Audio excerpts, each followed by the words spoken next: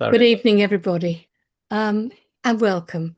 It's wonderful to be here to celebrate the publication of Daphne Milne's new pamphlet, Behind Prim Suburban Walls. We had two winners, unusually, this year for the Brian Dempsey Memorial Prize. One was by Beth Brooke, who is here today, and the other one is Daphne's. They were so different, we decided we should have separate launches because they're equally perfect, but very, very different books. So a little bit about Daphne. I expect most of you do know about Daphne's career, which has been very interesting and very full. Her first poem, she tells me, was published in a school magazine at the age of 10. Since then, she's had work in many grown-up magazines, both print and online, internationally. She also writes short stories, flash fiction, and prose poems, which vary from the darkly humorous to the vaguely sinister. Daphne trained as a painter, but had to stop because cancer treatment prevented her physically from painting.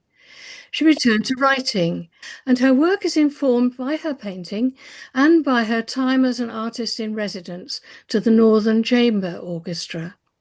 Daphne lived in Australia for 5 years, where she was involved in the Western Australia's Emerging Writers Programme and the Perth Poetry Festival.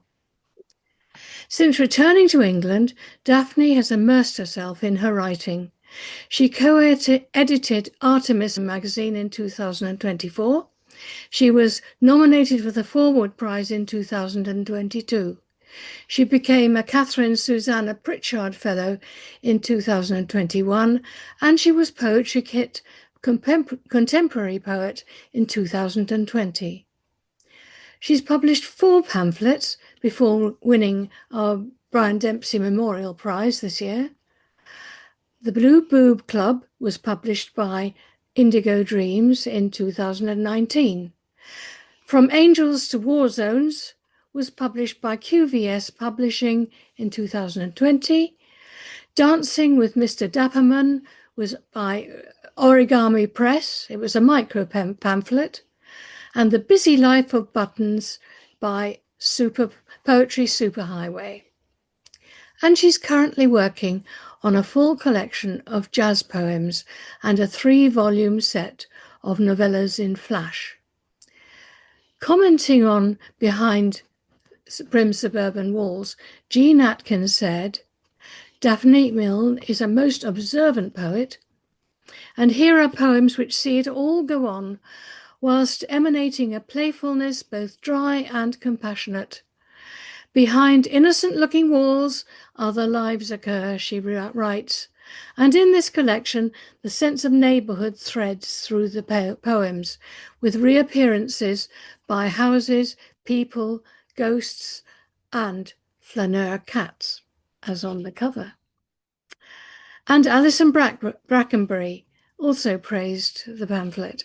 The humour in Daphne Milne's poems offers quiet surprises and occasional dark turns.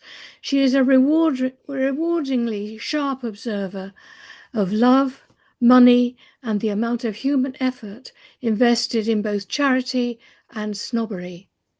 Her work brings a powerful sense of generations of loss and continuity.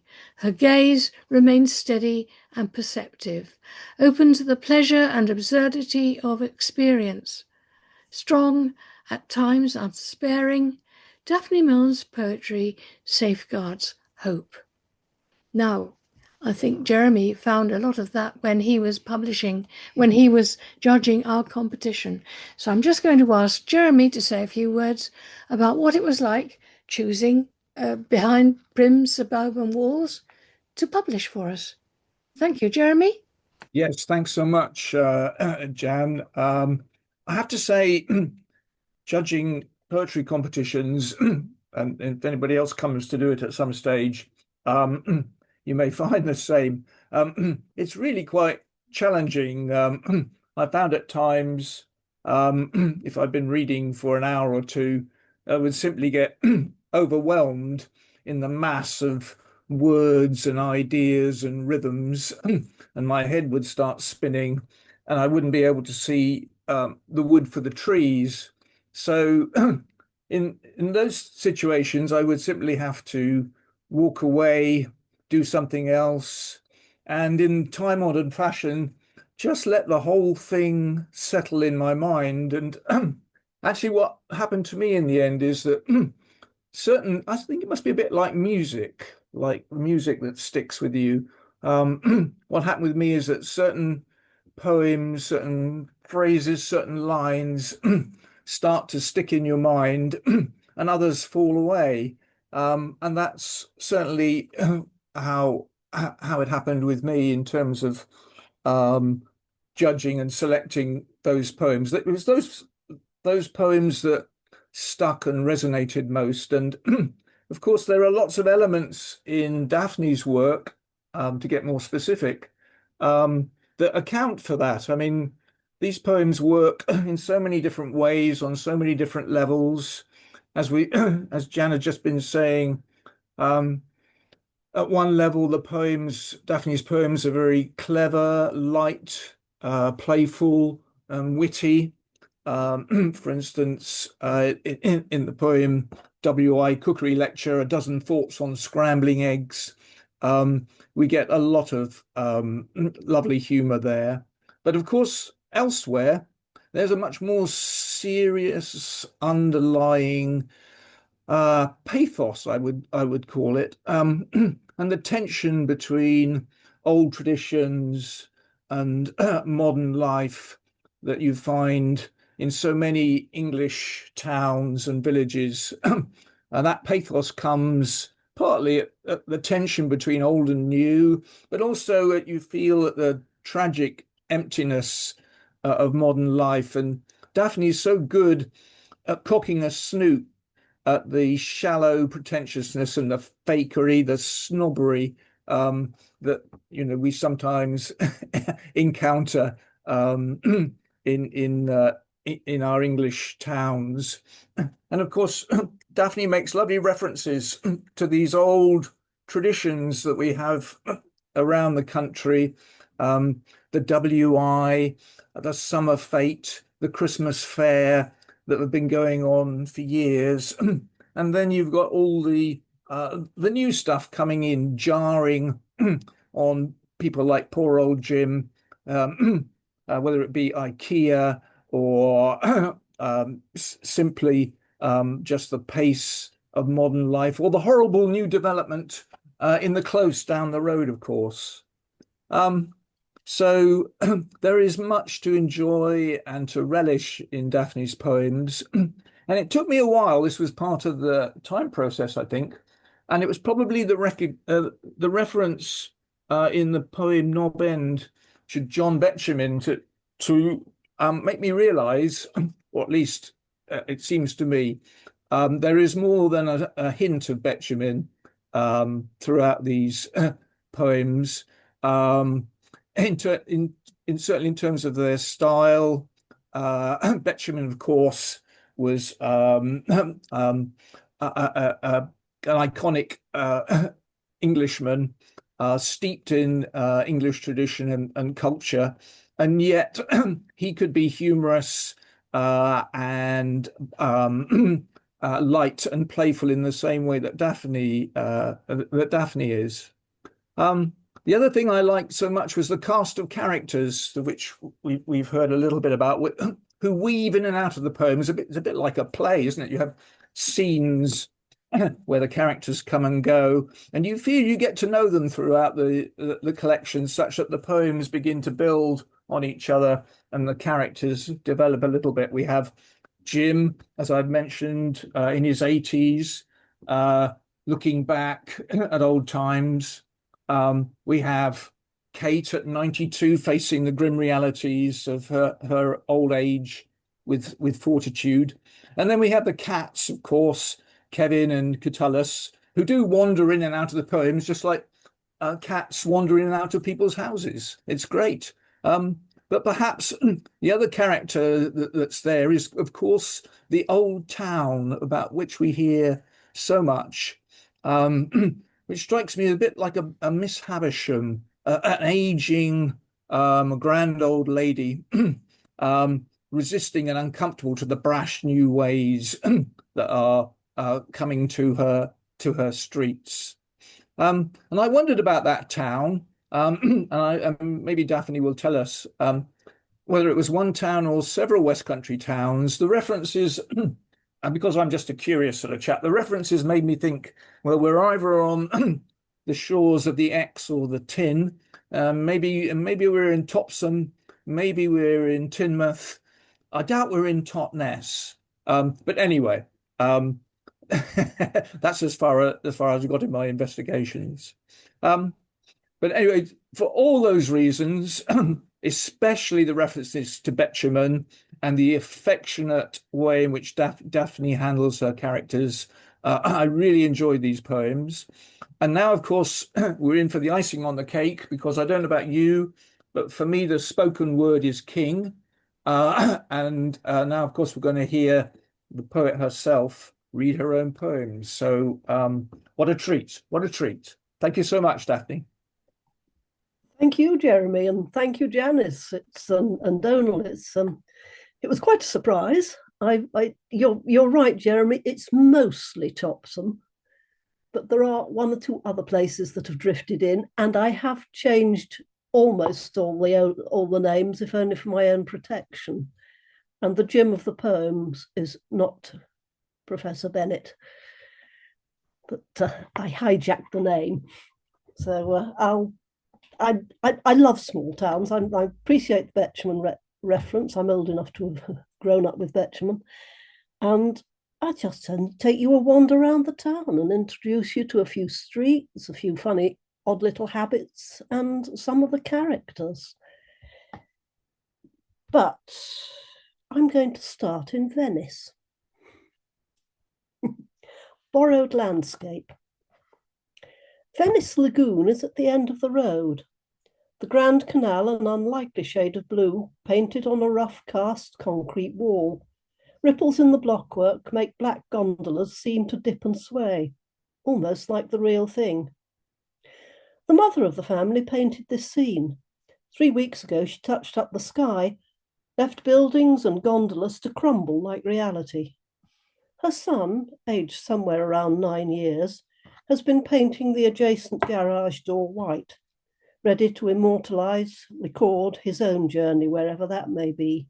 He says it will not be Venice. Our back gardens and those on the road behind run either side of a roughly surfaced track, once wide enough for a horse-drawn cart to pass, now just wide enough for a modern motor car. Some of us have gardens right up to the track. Others have sheds or garages or parking spaces. Life is loose around the back, no net curtains, and not a single hedge. Only residents walk this way. Once upon a time, this was the kitchen garden and orchard for high walls at the riverside.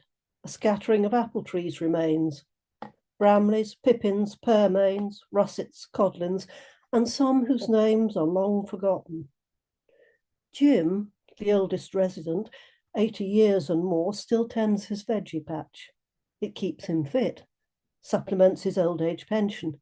His children despair, think he should take it easy, move into a retirement bungalow nearby in the close. He won't move, knows he's rich as the soil he's nurtured all these years, sees no need to change his life. He doesn't complain, but the garden next door is full of weeds. He'd like to get his hands on them, yearns to set them alight. But her next door, so organised in her private life, has no time to spare to tidy up her wildness. Behind innocent-looking walls, other lives occur. A massage parlour, feel for you, white-doored, soundproofed, the occasional whale music which sheeps out no disguise for what goes on. A rarely open door reveals a Morris Minor, bonnet up. Spanners laid out on the floor explain the midnight lights and hammering. The council has imposed residents-only parking up front. It takes 3 months plus to get a permit. Garages round the back, which rarely held cars, are no longer used as home offices, studios, illicit Airbnbs, or bedsits for unwelcome relatives. Experimental stills have had to relocate. Upsets and shenanigans all round. And yet, the world is still all right. And the lady next door with the complicated life has 2 lovers. But I shall not tell you about them because it's a very long poem.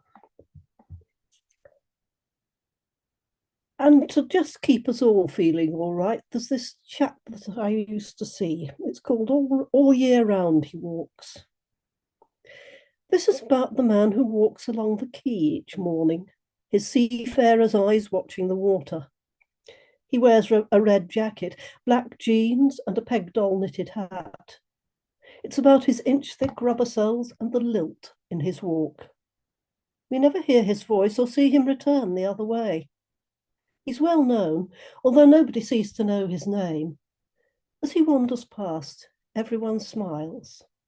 He's the man with the bouncy heels who keeps happiness in his hat.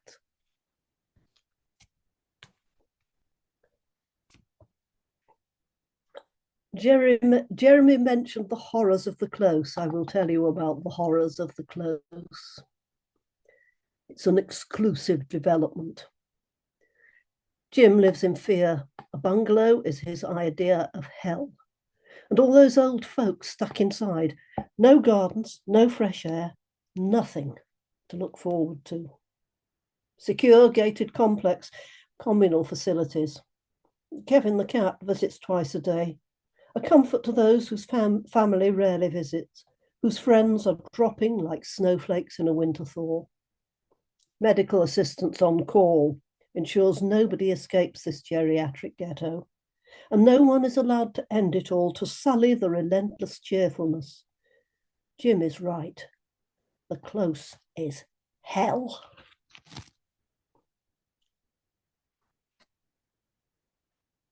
But if you can afford it, you keep out of the close and you live on Knob End.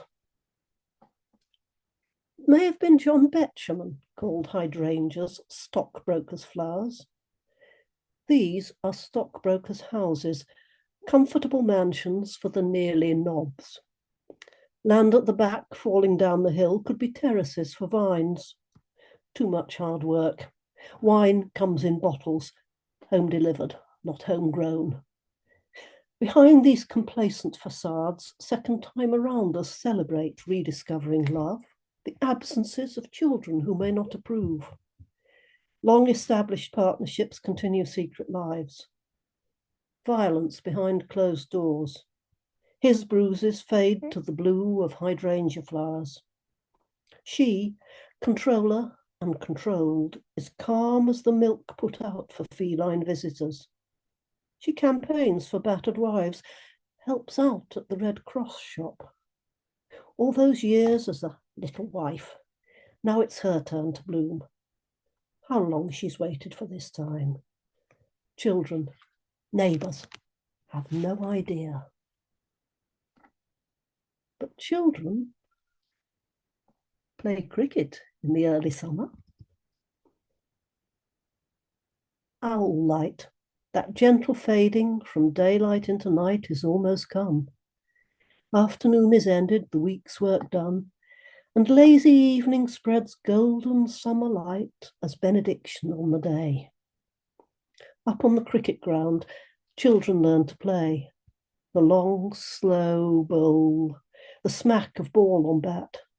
Women chat, men drink beer, toddlers stagger and roll through long grass beyond the boundary line. In the distance, a red tractor mumbles across a field, turning hay like the ebb and flow of ocean's edge. Later, as night settles, a barn owl, white-faced ghost, will scoop a helpless field mouse into dark oblivion. And the last in this set, I think, somebody who actually has their own name in this set of poems and is delighted about it. My friend Kate, practicing for her 100th birthday party. The morning email brings a paper on breast cancer, a pink problem, although men are known to get it too, and proportionately more of them die from it. Kate's friend Ben was one. He doesn't count, not when it's a woman's problem, and as such, papers can be written voyeuristically dissecting women's pain. Kate would have something to say about that. At 92, she's seen it all and spoken out. She's a soothsayer or a listening crystal, holding the songline of the stars. She would be stepping out of her bones to dance in the Thursday pension queue. The post office, a dodgem ride of walking sticks and Zimmer frames.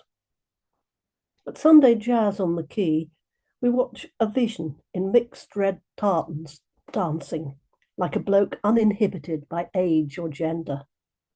I wish I could shimmy like my sister Kate.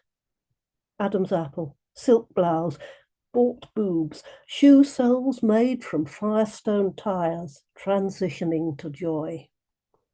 We'll have them, says Kate, boogieing with her walker. Okay, Dad. That was wonderful. Yes, I love these people. Thank you, Daphne. We're going to hear from Claire Morris next. So, Daphne, would you like to say something about Claire? Yes, Claire's a good friend of mine. She's a Southwest poet, a reviewer, and a former editor of the Blue Nib. Her first collection, Devon Made Walking, was published in 2023, and I'm absolutely delighted that she's agreed to read tonight. Oh, thank you. Thank you, Daphne, for that lovely introduction. I'm going to read 3 poems, and I'm so glad, Daphne, that you started off in Venice, because I'd like to start off in Italy. I was trying to find poems that would complement the acute observation and the wry humour in your pamphlet. And I thought about Pompeii and about the little lives that were being led there until everything was cut short in AD 79. And what I started thinking about was the life of the slaves there. When you visit Pompeii, you're made aware of the landowners and the shopkeepers and the merchants, but really it was a slave economy, and there are so many unknown people, unknown, unmourned. And I wanted to sort of get under their skin. So I don't know if any of you have visited the Garden of the Fugitives.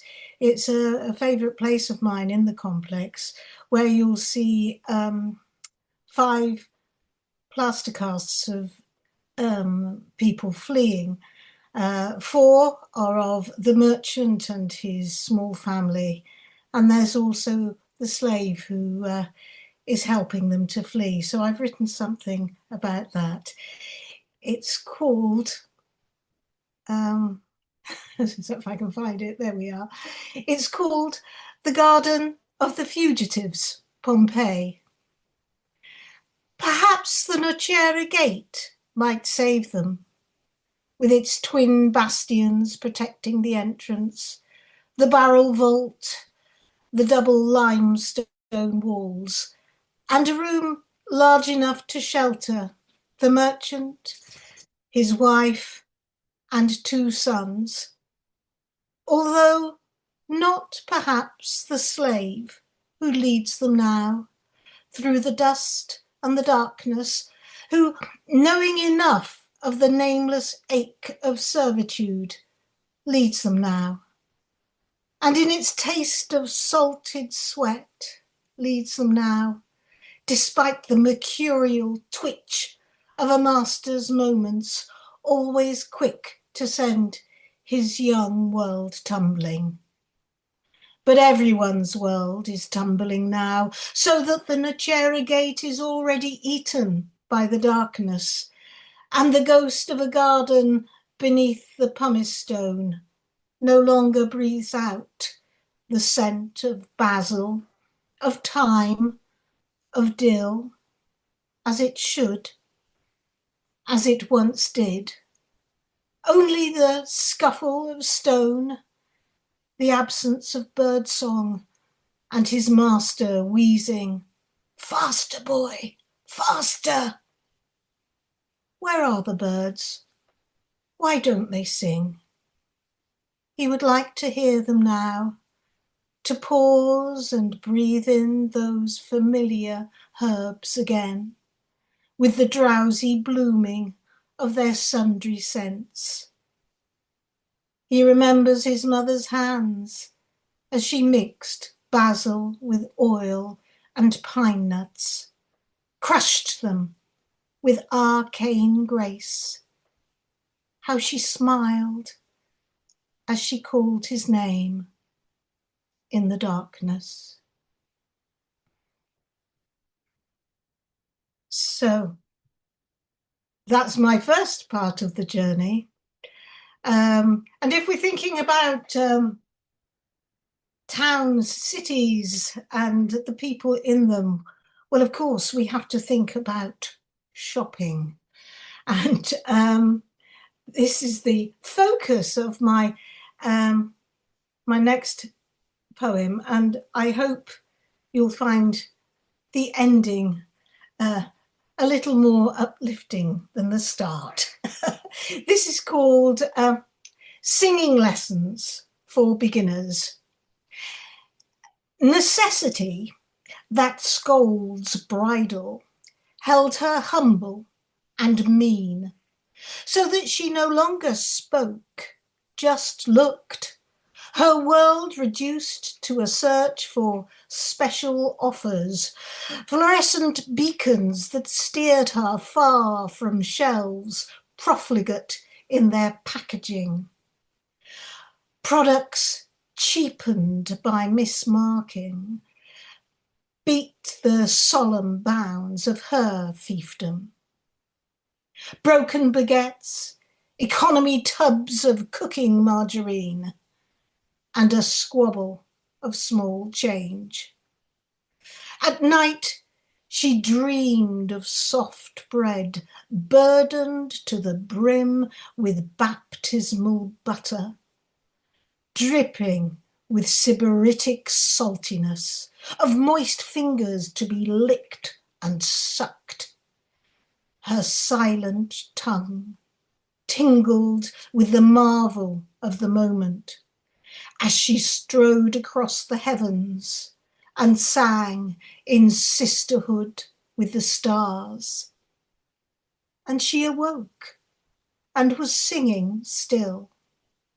Her heart warmed with rebel fire as all marveled at the great change in her. And then, for my last poem, this is a little memory, really.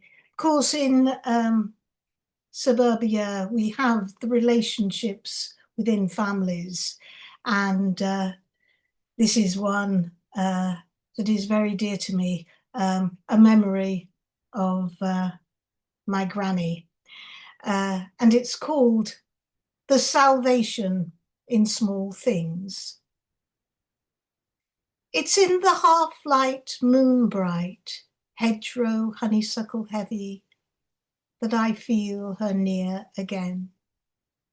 Her pillows plumply primed, deep as your best day's dreaming, when the sun's already scheming for a sun-filled tomorrow. While the others have their own beds, I have the best place of all, because Gran's decided the little maid can sleep with me. Now the bedrooms are sprinkling of Yardley's freesia, There's a world of warmth to the quilt. The bolsters are mounting. I'll never hope to climb. And the mattress has a softness that's been years in its making. And the sum of it all is a sleep like no other, deeply delicious and flush-cheeked charmful. So each morning's yawn and stretch feels like an exaltation. My obad to the gladness that sings of the salvation in small things. So those are my 3 poems. I just wanted to say thank you so much, Daphne, for allowing me to come along and to share this wonderful, wonderful moment with you. Congratulations on your pamphlet. It really is a delicious read. Thank you. Thank you, Claire. It's a delight to hear you reading. I'm so glad you could come and do your stuff. Claire, thank you. Thank you so much. They were wonderful poems. So sensual, lovely. And now we're going to hear again from Daphne, some more from merely Topsham. Mostly Topsham. In fact, entirely Topsham, and just exactly this time of year. It's I love September. Everybody's gone back to school and you can get about. So, smell of coffee and sunshine. High Street looks very continental today. The butcher has his stripy awning out. Fresh flowers sing red, yellow, orange, mauve outside the ice cream shop. A thread of smokiness rests lightly on the air. The scent of coffee wafts through various cafe windows. Aperitivo has opened its doors in hope of tourists or early drinkers. 10 a.m.'s too early for 11s. Kevin's arch enemy, Catullus, sleeps on the tun fixed to the pub wall. Come lunchtime, this tun will support drinks and drinkers' elbows. For now, Catullus sleeps undisturbed, one cynical eye half open to see what goes on. Rose, of the lapis lazuli blue eyes and soft soprano voice, pedals past on her sit-up and beg, on her way to open up the bookshop. She's the information hub for all events. Bell ringing, concerts, festivals, ferry times, the price of tea, etc. All the children are back at school. The yew tree ghost evaporated into the violet blue shadows before dawn. Locals do their shopping before the heat of the day sets in. There's an ease about the town, a loosening of shoulders. Real life has started up again, smooth as a saxophone, cool as a clarinet.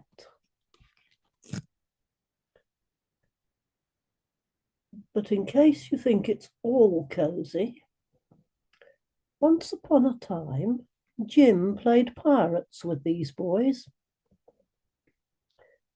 Number 8's a miserable house, unhappiness etched into the walls like dried blood.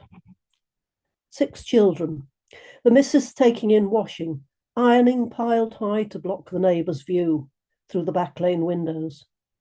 Boys thin as pea sticks with more bruises than can be accounted for from playing pirates or falling out of trees. Saturday nights, himself roaring and swearing all the way back from the Jolly Anchor. These nights, the missus will send both girls to sleep in the wash house, tucked into the copper with an old blanket and a half-warmed brick, the door locked until morning time. The next family knocks down the wash house, sells the copper for scrap, builds a dog kennel in its place, not always occupied by a dog.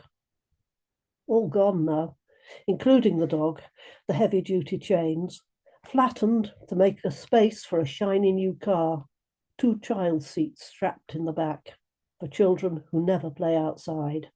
The house newly painted, freshly curtained. On dark nights, when Jim hears screams shivering out of upstairs windows, he wonders whether to believe in ghosts.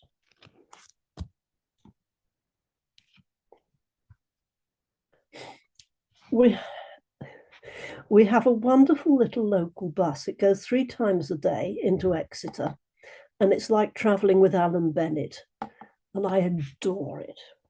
This happened on All Hallows Eve a couple of years ago. Every gatepost wears a grin.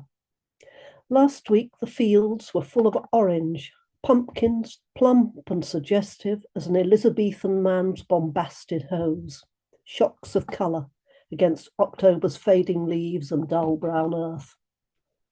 Now gappy mouths and backlit eyes light trick-or-treaters through the dark. As evening rain drenches the number 57, a top-deck lad with attitude and hidden from mother tattoos draws in the condensation on the windows. Love hearts, enclosing 2 initials, K and T, quickly photographed on a weapon-sized mobile phone, quickly erased, chance anyone should think him soft. Now the rain has stopped. Golden pumpkins hide secret soppiness behind their toothless orange smiles. I'm not quite sure about this one. Jeremy was talking about the rituals of village life. I've never managed to sort this one out, and some of you will know where it comes from. Teacups don't usually hang on trees. On a day too cold for children's games, teacups hang from ancient branches. Fine porcelain from China, white against dark, rough bark, the reddish-purple colour of a bleeding ewe. Sap smell of cold walnuts, warm pomegranates, tickles nose and throat. A teacup trembles on the cusp of time, a memory of distant places. Travel back along its fragrant steam, Lapsang souchong, Russian caravan, Indian or English breakfast. Hang a lonesome teacup from a churchyard tree. And there was somebody put up a photograph of one of the trees in the churchyard with all these teacups hanging from it. I will find out. I will let you know. And we're not quite there yet, but it is this time of year, Remembrance Sunday.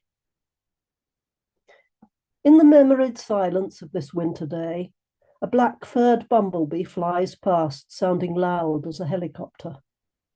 A young man in full-dress uniform and a wheelchair flinches. And as the 2-minute silence ends, Jim's 16-year-old great-granddaughter plays Reveille on her golden trumpet. Me done. Oh, yeah. Thank you. I was just noticing one of our audiences had problems with flies and we were just sympathising. I'm sorry, I got distracted. So anyway, that was lovely. Thank you very much. And now we come to Jim Bennett, Professor James Bennett, PhD, who is here with us. And may I call you Jim? Thank you. And Daphne, I think it would be a good idea if you said something about Jim as far as your relationship with his poetry kit is concerned. Well, I've had firm instructions from Jim. So Jim might be described as a Liverpool poet. He was born there and still lives nearby. He's, however, known all over the world, has had 14 pushcart nominations. And when I tell you that he wrote his first poem at the age of 8 and gave his first public reading aged 14, you will not be surprised to learn that he has written and published 74 books. He has been encouraging me to stretch myself poetically for over a dozen years, and I'm very honoured that he's agreed to read tonight. Thank you, Jim. Could you unmute? There we go. Is that it? Yep. Lovely. First of all, I've got to apologise for this really pretentious title under my name. That isn't me. I'm Jim Bennett. That's it. Jim Bennett. That's me, the poet. This was forced on me because somebody gave me the wrong link, and I went to the wrong place and locked up my my other Zoom, so I had to go into the university Zoom. So I apologise. You shouldn't be getting all that nonsense under my name. Jim Bennett. That's what I'm known as, and that's what I am. A few weeks ago, a rather interesting book arrived. This one.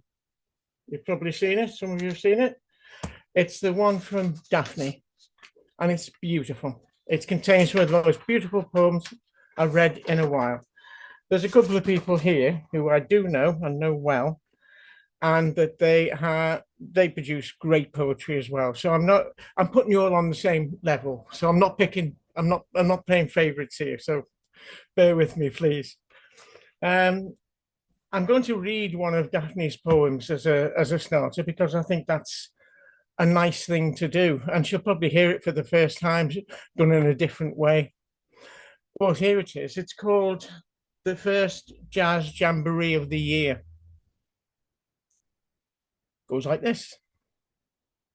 In the Methodist Church Hall, the music's loud, the acoustic bad. The audience will need an interval for a sneaky drink in the pub.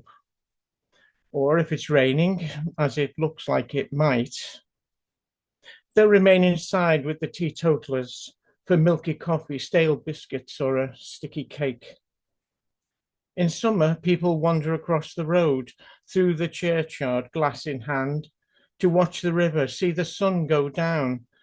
Tonight, the churchyard smells of damp dog, frosted grass, and illicit cigarettes. No inducement to linger in the open air. The second half beckons. It'll soon be over. There you go. That's a lovely, lovely piece. Now, one of the things I like about, first of all, Jeremy got a lovely introduction to the book before, but one of the things I will say is the thing that attracts me to poetry is poetry that leaves something with me. And that poem leaves something with me, to be fair with you, because I love jazz, and I'm also a Methodist for my sins. Well, for my sins, that's right. So it's a great poem, because I've been to events like that in our local church. Now then, let me just get myself ready. I'm going to read you a few poems of my own. The first one is one I wrote back in the early 1990s. It's a poem which became a song. When I wrote a play called Dockland, which was a musical, it was the opening narration to that particular piece. So it's called Dockland, and it's actually all about my dad. It's a true story, to be honest. So I'll try and do it for you as best I can when I'm called into these things. Here we go. He was born in the Dockland an age ago. He remembered the winters covered in snow and the smell of boss white and verdigris, leaves breath like wind through leafless trees. No more. He recalled the depression, how he begged for his job, but the boss was a bastard and the foreman a sod, and he had to join queues to get picked for a day, but often went home without any pay. They were treated like dogs. He can still hear the sound of the 1 o'clock gun that keeps the ships true till the voyage is done. Now he sits at the pierhead and gazes to sea. He remembers his stories and tells them to me. He tells them to me. He tells of a long walk to Birmingham on the road that was trodden by many a man, and the promise of work that turned into dust, and he worked where he could and did what he must to survive. He remembers the ships that sailed from the port, and the ones that he built and the ones that they fought, and the smell and the sounds of fire in the night, and seeing his brothers going to fight in a war. He can still hear the sound of the 1 o'clock gun. It keeps the ships true till their voyage is done. Now he sits at the pierhead and gazes to sea. He remembers the stories and tells them to me. He tells them to me. The salt in the water took the skin from his neck. He was deafened by riveters up on the deck, and shouts could be heard from the men down below, and he hears them still, and he's ready to go. They're calling to him. All the sounds and the smells of the Liverpool docks are still in his blood and hold him like stocks. He sits and remembers the things from his past. To him, they're real, but they're fading fast. They're fading fast. He can still hear the sound of the 1 o'clock gun that keeps the ships true till the voyage is done. Now he sits at the pierhead and gazes to sea, remembers the stories. He tells them to me. He tells them to me. Thank you. That was a really horrible one to start off on, wasn't it? This is another poem. I don't know how I got into these mum and dad poems, really. This is a story about me mum, a poem about me mum. It's called Radio Days. I'll just do a quick.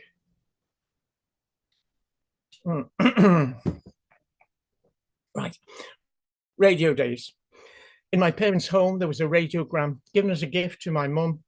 It was a treasured item. On Sundays at lunchtime, we would sit around the dining table, eat, while Dad carefully tuned to distant voices, the Navy lark. But on Friday night, the big bands played, and the table would be pushed into a corner while I helped to roll back the carpet to one side, and the room they called the parlor became my parents' ballroom. They would dance with grace, years would fall away from them, and they would hold each other, turn, lean, feet moving, never tripping, and when the music ended, they would sit down, take a drink, and rise when the music started, but dance only to a waltz. And they had a favorite, which must have been everyone's because it was often played. Years later, she was living out her final days, a little confused, but kept comfortable in a hospice. A nurse came, placed a cassette player by her bed. We find she responds a little to this, she said, as she turned it on. Low and far off, the sound of Fred Astaire playing piano and singing The Way You Look Tonight. My mother smiled. Do you remember? Do you remember? She asked. But she wasn't speaking to me. It was Friday night, and I was rolling back the carpet. Thank you.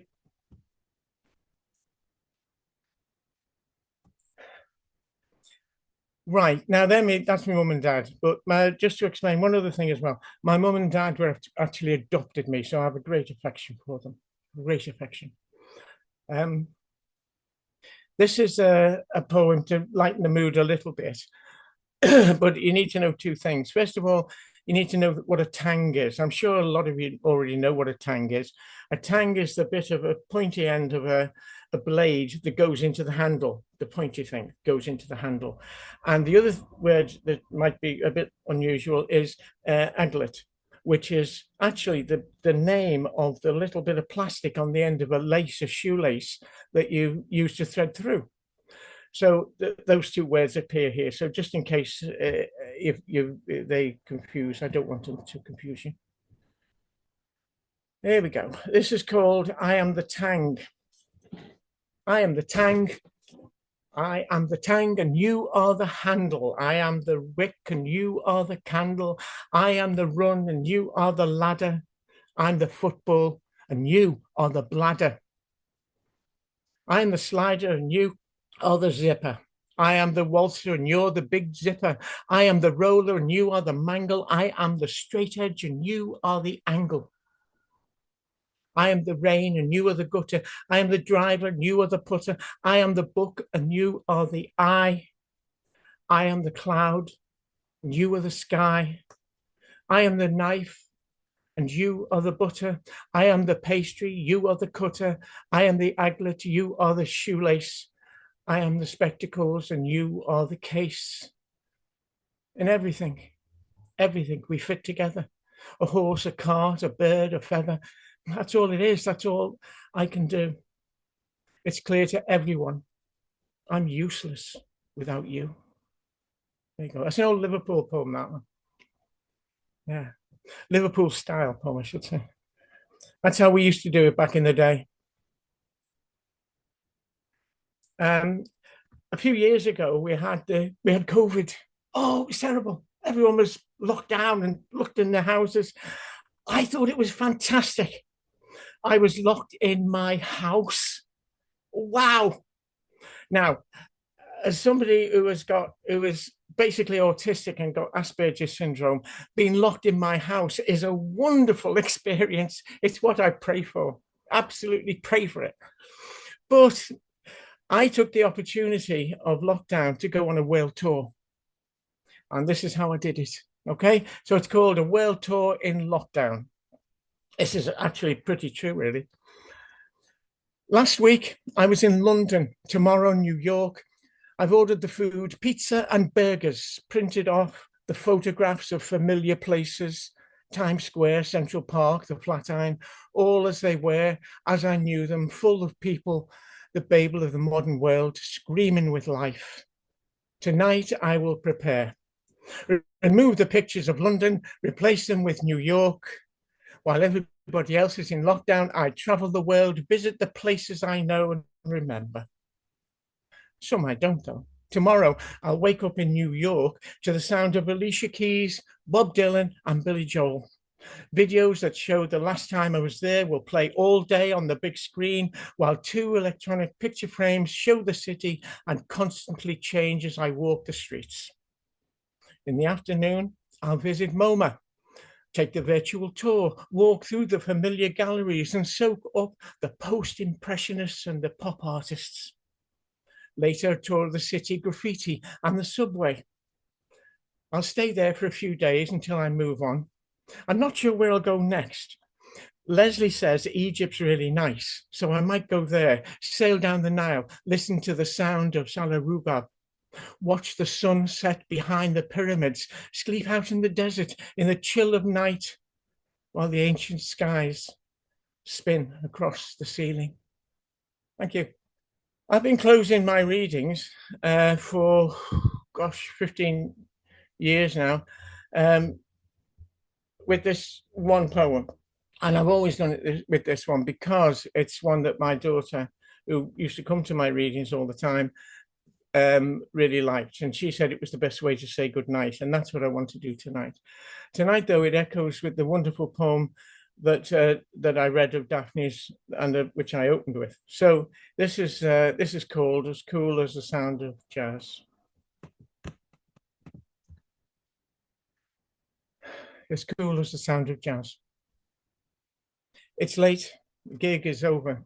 I suppose I can convince myself that I am,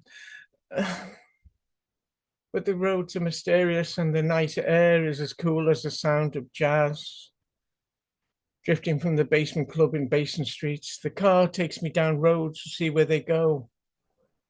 Some places I know, but different shadows like a sheet change familiar shapes into strangers, ghosts of friends. Hear the sound is the rhythm of tires clipping on the edge of concrete road slabs. Another time it'll be the slap, slap, slap of the windscreen wiper, and another the distant sound of Dave Brubeck on the CD player. Volume turned down low. And maybe some words will come and I can speak them like a song to the slap, slap, slap, slap, slap of the tires, or maybe not. But it must be time to find some familiar place, time to find my way home, out of the seductive, never-ending streets, away from the music, away from the cool air, away from the comfort of night, back to the room where the sound is imprisoned by walls, swallowed by carpets and curtains, back to the place where tomorrow demands to be organized, back to the place where darkness is trapped and night holds its secrets behind a closed door, where dreams wait.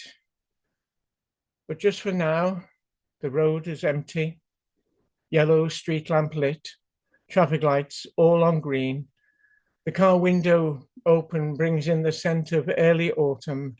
And for now, just for now, life is as cool as the sound of jazz. Thank you. And that is the end. Good night. Thank you. Thank you very much, Jim. That's lovely. Really enjoyed that.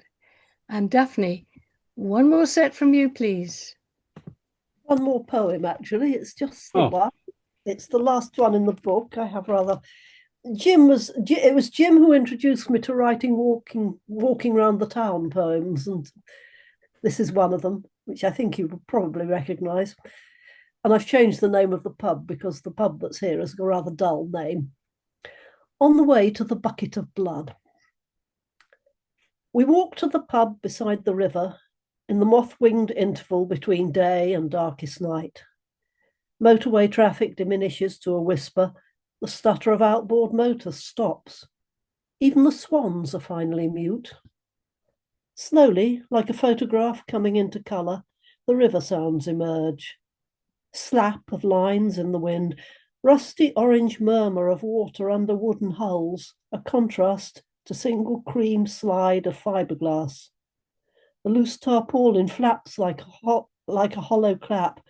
A disturbed duck quacks a question. Telegraph wires put up an eerie theremin wail, counterpointed by the drumstick sound of rigging against masts. An unoiled rollock creaks and squeaks as poachers and night fishermen sneak downriver to raid unguarded trout pools. In the inlet beyond the sailing club, the customs cutter is a black blob. Sound carries over the water. A whisper is as loud as a shout. The rowers held their breaths. The cutter remains motionless. Tonight, illicit trout are only small fish. Tonight, there is bigger prey in mind. Across the river, I don't know if you actually heard that then, across the river, the 15-minute train dum-diddle, dum-diddle, dum-diddles down the coast. Its lit windows, a moving row of warm white beads, a necklace of light across the landscape, on the way away or towards the end of the line. On Ferry Road, houses blink into nighttime coziness. Fires are lit and TVs flicker behind thin curtains or make tiger stripes through slatted blinds. The pub is busy tonight. Gusts of laughter and bright chatter, loud as a migraine, ebb and flow as the door opens and closes. We take our drinks outside. The terrace borders the river. In daytime, it's a view to pull the tourists in. Tonight, it's a quiet, romantic interlude. The inevitable owl swoops like a ghost from churchyard yews to mouse-filled gardens, dealing death with silent skill, while a skein of late flying geese clacks overhead in neat formation, gradually fading as midnight comes. We walk home through a scent of night, as tangible as a Tahitian pearl caressing skin. Smell the dank dustiness of exposed mud. And as the querulous duck quacks once more, we hear the sly, slickety slither of the turning tide. The river is itself again, unfeeling as iron, changeable as light. Dawn is a kiss and a promise behind the Holden Hills.